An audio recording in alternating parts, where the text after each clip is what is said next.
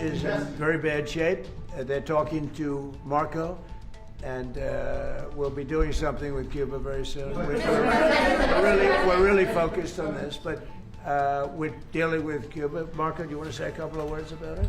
Yeah, I mean, Cuba has an economy that doesn't work and a political and governmental system that can't fix it. So they have to change dramatically. What they announced yesterday is not dramatic enough. It's not going to fix it. So they've got some big decisions to make over there.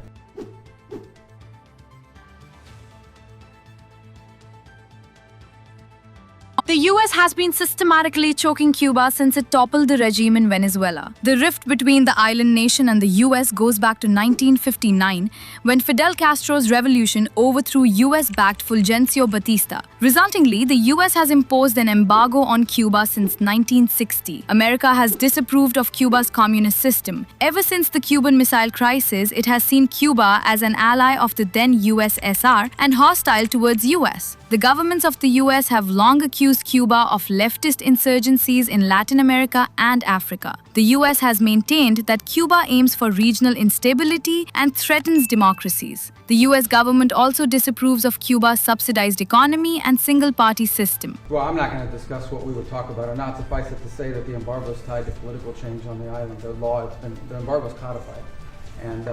But the bottom line is their economy doesn't work. It's a non-functional economy. It's an economy that has survived. That revolution, it's not even a revolution, that thing they have, has survived on subsidies from the Soviet Union and now from Venezuela. They don't get subsidies anymore, so they're in a lot of trouble. And the people in charge, they don't know how to fix it.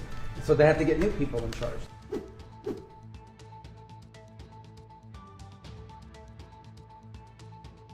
After the US military captured Venezuela's President Maduro and replaced him with Delcy Rodriguez, Cuba has been brutally sidelined. Notably, Cuba relies heavily on Venezuelan oil. As per the Miami Herald, Venezuela exported nearly 70,000 barrels of crude oil per day to Cuba. As per the reports, Cuba met 83% of its power generation needs through imported oil. Taking control of Venezuela's oil, Trump declared that Cuba won't get oil from Venezuela anymore. The US, under Trump's leadership, also threatened countries with hefty tariffs if they supplied oil to Cuba. This led Mexico to halt its oil supplies to Cuba. A nation that requires 100,000 barrels of oil per day is experiencing a virtual halt in oil supplies. Cuba has been under an energy crisis for the past 3 months. The prolonged shortage has shut down Cuba's energy production, along with water and food shortages. Low supplies have also caused the shortage of cooking gas, gasoline, and transport means.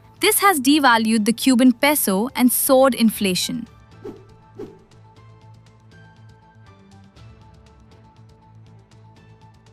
Cuban President Miguel Díaz-Canel reacted strongly to Trump's threat. Underlining US threats and isolation techniques, Miguel showed resistance. On his social media post, the Cuban president said that the US aims to force our surrender and strangle our economy. He stated that any external aggression will meet certain resistance from Cubans. In another similar post, the Cuban Foreign Minister Bruno Rodriguez retaliated against US threats of regime change. He clarified that even under energy siege, Cubans will not mend their sovereignty. He stated that every act of aggression will face Cuba's mighty resistance. However, the US has not come up with a plan for Cuba, and Trump has indicated that Cuba will be dealt with after the US-Iran ongoing war is over. He also mentioned that Secretary of State Marco Rubio is in constant talks with the Cuban government.